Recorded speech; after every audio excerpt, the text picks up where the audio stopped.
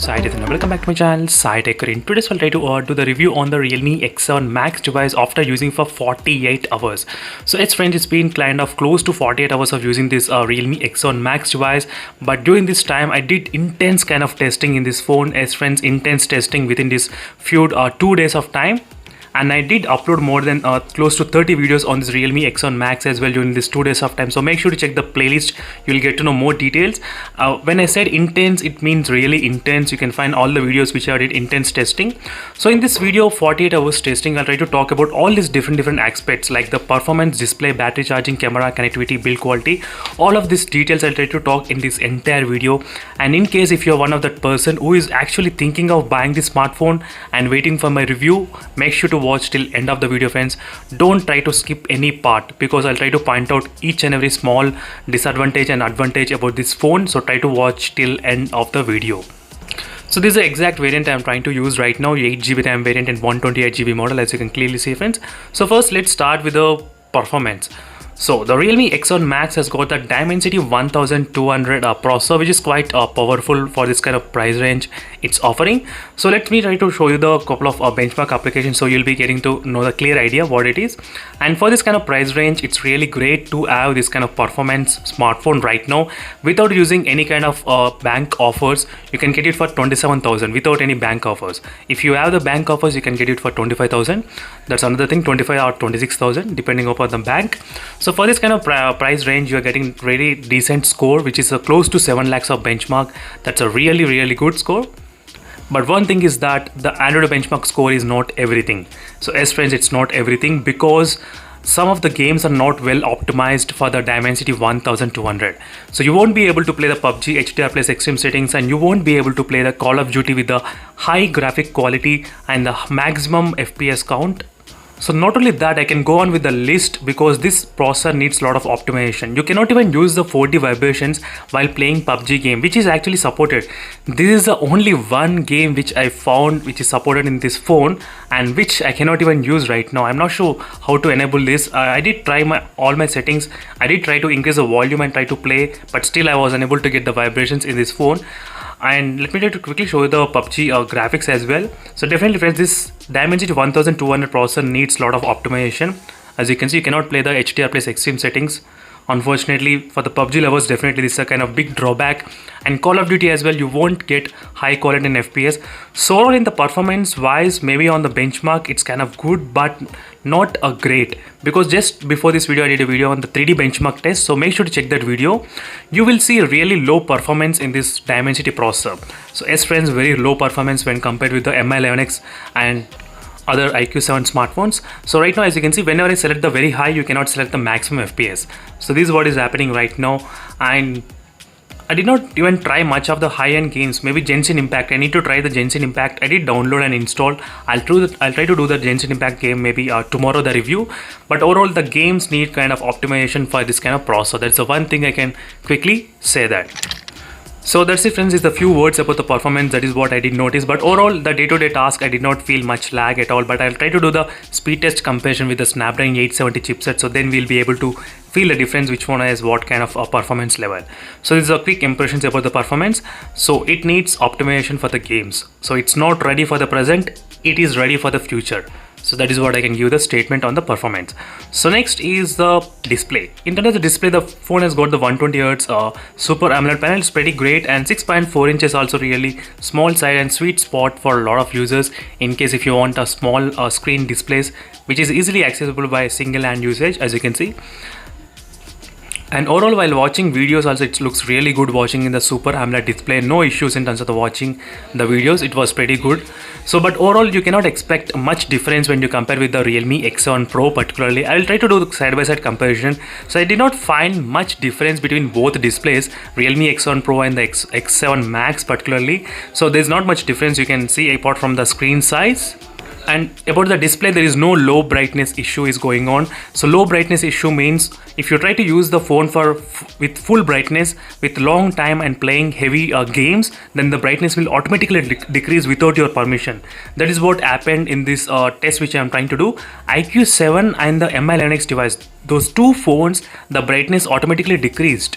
with the high temperatures. But the Realme X7 Max, the brightness did not decrease automatically. So make sure to check that video, friends. Yes, it did happen with the IQ7 as well. That's really shocking for me. So in terms of the display, I don't have any problems till now. It's quite good, so no issues. But one more thing, I need to check the green tint issue. I totally forgot about that problem completely. So I'll keep an eye on the green tint issue, friends. So make sure to stay tuned for that video. Next, in the battery and the charging. So in terms of the battery as well, I did not do much of the continuously draining test, but I can show you a couple of screenshots which I have taken. But as you can see right now, 58 minutes of screen on time which I got by doing the lot of benchmark tests during this time. So overall, I think you can expect up to 6 to 7 hours of screen on time maybe in this phone possible, but I'll try to do that kind of test maybe later on, because for these 2 days I'm trying to test in depth, trying to do install multiple games and testing the performance. So that is a problem. I did not do continuously battery drain, but I did the charging test. Charging test is kind of disaster because the phone takes close to 50 minutes of time to charge. 50 minutes for 50-watt fast charging. So I'm not sure how many people will be liking it, but yes, 50 minutes and 50-watt fast charging. This is what slightly disappointed. So next, let's move to the camera. In terms of the camera, friends, the phone has got the 64 megapixel camera lens. I'm still trying to test the camera samples, and on the day one, let me try to show you what are the shots which I have taken using this phone, which looks really good as well in terms of the front cam shots. So as you can see, friends, you got much lighting as well. I'll try to compare with other smartphones later on, but overall it looks really good in the front cam and the back camera, particularly the 64 megapixel camera as well, which also looks really great when you try to zoom into the details, as you can see here, which also really great. And wide angle shot and everything, wide angle lens, so which looks completely fine in the daylight and outdoor light. I'll try to do the night mode testing as well very soon. And you can record up to 4K and 60 FPS as well. As you can see, that is also supported. 4K and everything is supported. Let me try to show you the slow motion mode, how much slow motion you can actually record using 64 megapixel camera. Where is the slow motion? I think yeah, it's somewhere around here. Yes, slow motion. Let me try to see how much. Yes, 960 FPS you can actually record in this phone without any problem. As you can see, it is 960 FPS. And there's an option called motion detection. That's really great. I'll try to use this kind of slow motion video in the next test. I'll try to compare with the side by side with other smartphones as well, so stay tuned for that video. So in terms of the camera, I did not have much complaints and no problems because this is a day 2. I did not test it much as well, to be frank. I'll try to test in depth green tint and the camera. I'll try to keep update you later on. Next is connectivity. Connectivity is perfectly all right, no problem with this phone. Yes, friends, no problem. So I was able to get Wi-Fi 6. It's supported in this phone, and even the 4G Jio 4G Plus is also supported, 4G Plus. So right now in my studio it's coming, as you can see, friends, 4G Plus. So usually I don't get in the IQ7 device, but I'm getting in this phone. So there's no issues, even signals getting inside as well, and more bands also supported with for the 5G as a future-proof option. So overall, in the connectivity, it's ekdam perfect. No issues, no drawbacks, nothing at all. No problem. Even with my old router, I don't have any kind of problem at all.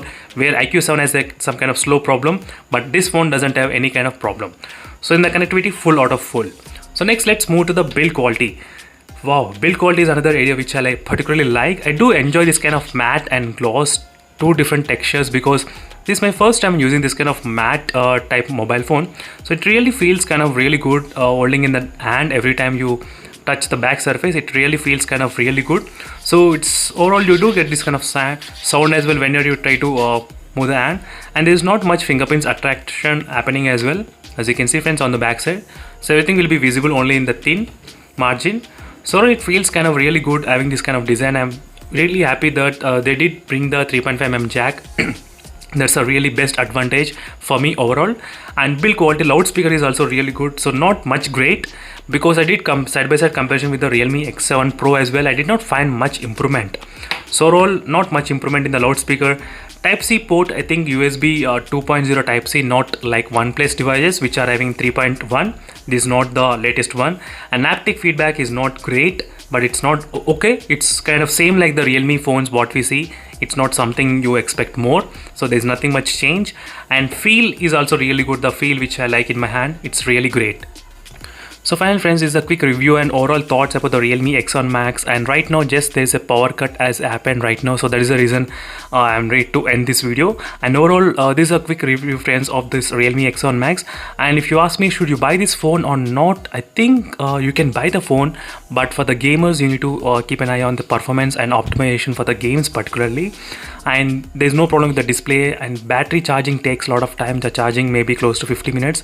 That's another thing. So only the performance need to be slightly optimized for the games. So thank you for watching this video friends, and see you in the next video. Until then, stay tuned. Bye.